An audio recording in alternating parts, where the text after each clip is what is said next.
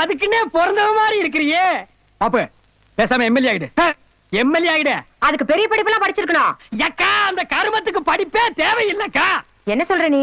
ஊர்ல நொண்டி நோசக்கா, வெந்தது வேகாது, பெட்டி கடையில கடன் சொன்னது, பீடியை கிள்ளி குடிச்சது, சந்த கடையில கருப்பட்டி திருடிட்டு கொண்டது, இந்த மொத்த கோபம் அக்கடாக்க கிடக்குதா.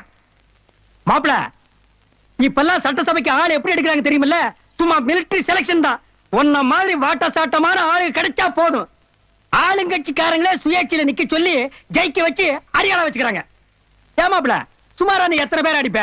கோவம் வந்தாலும் வராட்டியா? ஓஹோ, இது 2 குவாலிட்டி இருக்கா? வராம ஒரு 10-20 வந்தா ஒரு 40-50. அட பாதி அசம்பிளிய புடிச்ச மாதிரி. முந்தி எல்லாம் எத்தனை ஆளுங்க ஜெயிச்சு போறாங்களோ அதான் கட்சிக்கு பலம். இப்பெல்லாம் ஒருத்தன் எத்தனை ஆள் அடிச்சு சமாளிக்கிறானோ அதான் கட்சிக்கு பலம். அந்த டெஸ்ட் எல்லாம் நீ ஜெயிச்சிருவையா. ஆனா ஒரே ஒரு சிக்கல் இருக்கு. என்ன? இந்த பை எலெக்ஷன் பரமசிவத்து உனக்கு தெரியுமா? இத்தனை வருஷமா